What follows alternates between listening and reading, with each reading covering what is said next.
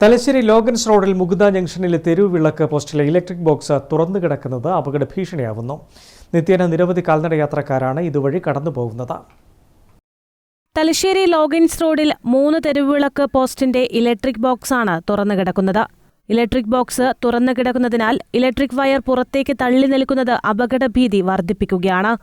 ഈ ഭാഗത്തെ തെരുവ് വിളക്കുകൾ മാസങ്ങളായി പ്രവർത്തിക്കാത്തതിനാൽ കടകൾ അടച്ചുകഴിഞ്ഞാൽ ഈ പ്രദേശം മുഴുവൻ ഇരുട്ടിലാണ്. ഇലക്ട്രിക് ബോക്സ് ജനങ്ങളുടെ ജീവന് ഭീഷണിയാണെന്നും എത്രയും പെട്ടെന്ന് നടപടി സ്വീകരിക്കണമെന്നും പൊതുപ്രവർത്തക എ ശർമിള പറഞ്ഞു. സ്ട്രീറ്റ് ലൈറ്റിന്റെ പോസ്റ്റുകളാണ് ഇങ്ങനെ ഓപ്പൺ ആയി കിടക്കുന്നത്.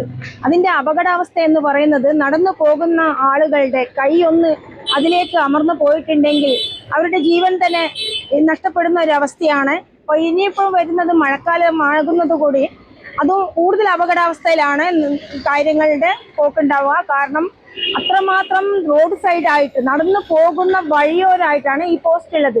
ഈ പോസ്റ്റിൽ തൊട്ടാൽ തന്നെ കറണ്ട് ഷോക്കടിക്കുന്ന ഒരു അവസ്ഥയാണ് ഇപ്പോൾ ഇവിടെ ഉള്ളത്.